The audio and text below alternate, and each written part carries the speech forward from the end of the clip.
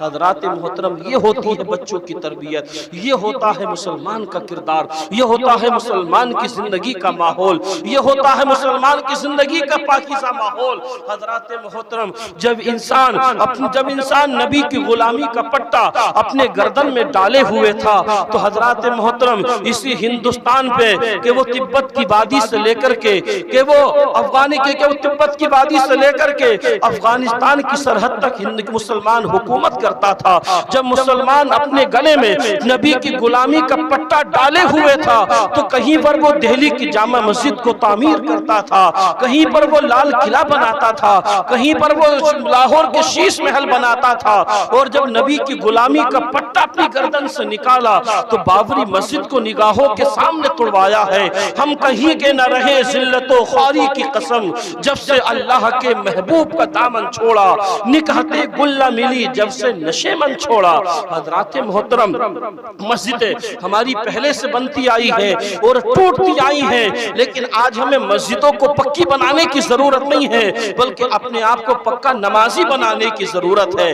آج اگر کہیں پر مسجد ٹوٹ جائے کتنا ہنگامہ ہوتا ہے، دکھ ہونا بھی چاہیے کہ وہ ہمارا دھارمک استھل ہے، لیکن اگر ہم نے یہ سوچ لیا ہوتا کہ ہمیں سجدہ ہی کرنا ہے تو اللہ نے ہمارے لیے پوری زمین کو مسجد بنایا ہے، مسلمان جہاں چاہے وہاں سجدہ کر سکتا ہے۔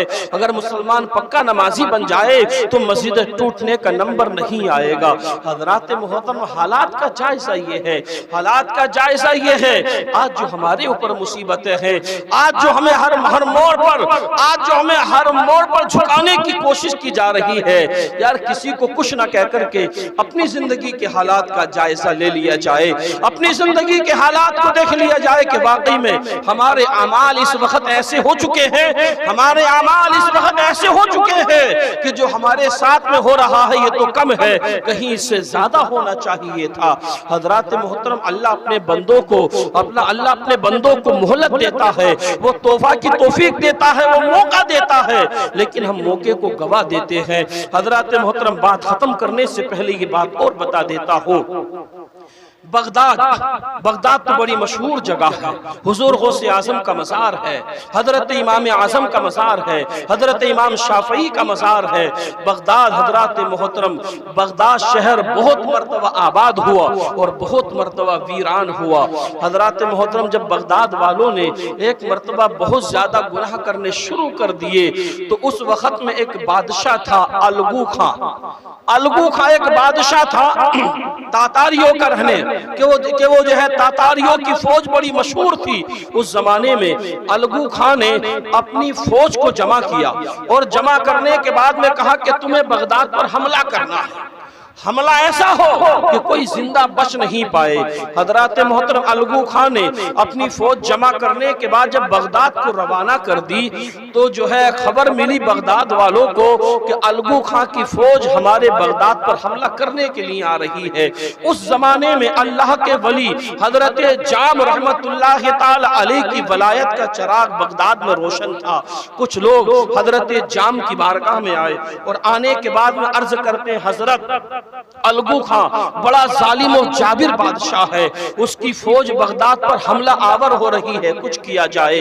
حضرت جام جس پیالے میں پانی پیتے تھے لکڑی کا پیالہ تھا، آپ نے اس پیالے کو الٹا کر دیا اور کہا کہ تم جاؤ اب بغداد پر حملہ نہیں ہوگا۔ الگو خان کی فوج آئی بغداد کی سرحد پر، لیکن آ کر کے دیکھتی ہے کہ سرحد تو بغداد کی یہی ہے لیکن بغداد شہر ان کو نظر نہیں آیا۔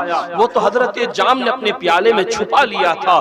پوری کی پوری فوج واپس گئی اور الگو خان کے سامنے جا کر کے بتانے میں شرم بھی آ رہی تھی، وہ کوئی گاؤں تھوڑی تھا کہ نہیں ملا، ایک شہر تھا۔ فوج نے کہا بادشاہ ہمیں شہر نہیں ملا۔ بادشاہ نے بڑا تعجب کیا کہ تم راستہ تو نہیں بھٹک گئے۔ دوبارہ فوج کو پھر روانہ کیا، پھر لوگ حضرت جام کی بارگاہ میں آئے، پھر آپ نے پیالے کو الٹا کیا، پھر بغداد کو چھپا لیا۔ تیسری مرتبہ میں الگو خان نے کہا کہ اب کہ ہم خود چلیں گے تمہارے ساتھ، اپنی فوج کی قیادت اپنی فوج کی کمانڈری ہم خود کریں گے۔ تیسری مرتبہ لوگ جب حضرت جام کی بارگاہ میں آئے اور آپ نے پیالے کو الٹا کرنا چاہا تو ہاتف غیبی سے آواز آئی، میرے بندے میں نے 2 مرتبہ تمہاری بات کو رکھ لیا، میں نے 2 مرتبہ تمہاری بات کو رکھ لیا، لیکن پھر بھی بغداد والوں نے گناہوں سے توبہ نہیں کی۔ میں نے 2 مرتبہ مہلت دے دی لیکن گناہوں سے توبہ نہیں کی ہے۔ اے جام اب کی مرتبہ پیالے کو مت الٹو، اب تمہاری بات نہیں رکھی جائے گی، اب بغداد پر عذاب الہی آئے گا اور اس میں آپ کو بھی جام شہادت نوش کرنا ہے۔ الگو خان نے آ کر کے بغداد پر حملہ کیا۔ اس نے قسم کھائی تھی کہ جب تک میں مسلمانوں کے خون سے ندیاں، کہ جب تک مسلمانوں کے خون میں میرا گھوڑا نہیں تیر جائے گا اور میں مسلمانوں کے سروں کی کھوپڑیوں کی مینار بنا کر کے ایک مینار پر کھڑے ہو کر کے شراب نہیں پی لوں گا جب تک میں بغداد میں قتل و غارت گری بند نہیں کروں گا۔ الگو خان نے آ کر کے بغداد پر حملہ کیا، اتنا خون بہایا مسلمانوں کا کہ اس کا گھوڑا خون میں تیر گیا، کہ اس کا گھوڑا خون میں تیرنے لگا۔ جب بغداد کی لائبریری سے اسلامی کتابیں نکال کر کے دریائے دجلہ میں ڈالی گئی تھیں تو دریائے دجلہ کا پانی کالا ہو گیا تھا۔ الگو خان نے مسلمانوں کی کھوپڑیوں کی مینار بنا کر کے ایک مینار پر کھڑے ہو کر کے کھوپڑی میں شراب لے کر کے شراب پی تھی۔ بتانے کا مقصد یہ ہے اللہ اپنے بندوں کو موقع دیتا ہے، وہ رسی کو ڈھیلی فرماتا ہے، لیکن ہم ہیں کہ اس رسی کو ڈھیلی کہ جو اللہ کی وہ مہلت ہمیں ملتی ہے ہم اس وقت کو ضائع کر دیتے ہیں۔ جب مصیبتوں کا پہاڑ ٹوٹتا ہے تو آپ کہتے ہیں کہ ہمارے حقوق کی پامالی ہو رہی ہے، حکومت وقت ہم کو دبا رہی ہے، ہمیں ہر موڑ پر ذلیل کیا جا رہا ہے۔ پیارے تو نے بھی تو اپنی زندگی کا جائزہ لے لیا ہوتا کہ میں نے بھی تو ہر موڑ پر اللہ کے حقوق کی پامالی کی ہے، میں بھی تو علاوہ جمعے کے مسجد میں نہیں گیا ہوں، آج تیرے حقوق کی پامالی ہو رہی ہے، تو چلا رہا ہے، تو ساری زندگی شریعت مصطفیٰ کے قانون کی پامالی کرتا رہا، تو ساری زندگی شریعت مصطفیٰ کے قانون کو دیکھتے ہوئے بھی اندیکھا کرتا رہا، تو ساری زندگی اللہ تعالیٰ کے بتائے ہوئے فرمان کو چھوڑتا چلا گیا، تجھے کوئی احساس نہیں ہوا۔ اللہ نے تجھے توبہ کی توفیق دی لیکن تو دنیا میں ایسا مگن ہو گیا کہ تجھے کوئی دھیان ہی نہیں رہا ہے۔ آج جب مصیبتوں کا پہاڑ ٹوٹا ہے تو آج سب کچھ یاد آ رہا ہے۔ حضرات محترم، انسان کو چاہیے، مسلمان کو چاہیے کہ اپنے گناہوں سے توبہ کرے۔ اللہ تعالیٰ اپنے بندوں کو توبہ کا موقع دیتا ہے۔ اللہ تعالیٰ بڑا غفور الرحیم ہے۔ رب کہتا ہے کہ ہم تو مائل با کرم ہیں، کوئی سائر ہی نہیں، راہ دکھلائیں کسے رہ ربے منزل ہی نہیں۔ مرنا ضرور ہے، کوئی 20 سال، کوئی 30 سال، کوئی 40 سال، کوئی 50 سال، مرنا ضرور ہے اور یہ کوئی پتہ نہیں کہ کس کی کب آ جائے۔ حضرات محترم، اپنے گناہوں سے توبہ کیجئے۔ ایک برسی کی سلسلے میں اس محفل کا انعقاد ہوا ہے۔ دیکھیے حضرات محترم کہ کبھی ایسے ہی ہماری سب کی برسیوں کا معاملہ آئے گا اور کوئی پتہ نہیں کہ آنے والی نسلیں کیسی ہو۔ آج چلو ان کے بچے ان کی برسی منا رہے ہیں، ایصال ثواب کر رہے ہیں، نہ جانے آپ کے بچے کیسے ہو یا ہمارے بچے کیسے ہو۔ تو ہمیں کم سے کم اپنی اس دنیا سے جائیں تو اپنے نامہ اعمال اتنے ساتھ لے کر کے جائیں، اگر ہمارے بچے ہمارے لیے کچھ نہ کریں تو کم سے کم ہمارے اعمال ہمارے لیے کافی ہو۔ اللہ تعالیٰ نے موت اور زندگی کو اسی لیے رکھا ہے تاکہ اپنے بندوں کو دیکھ لے کہ کون اچھے عمل کرتا ہے اور کون برے عمل کرتا ہے۔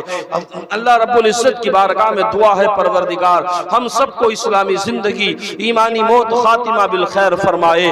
دینے والے مجھے الفاظ و بیاں کا اسلوب، میرے افکار کو ایمان کی تنویر بھی دے، میری آواز تو ہو جائے گی صحراؤں میں گم، مولا اسے قوت تاثیر بھی دے۔ استغفر اللہ ربی من کل ذنب و اتوب الیہ، جس کی سمجھ میں آئے وہ پائے روشنی، میں نے تو دل جلا کے سرے راہ رکھ دیا۔ السلام علیکم۔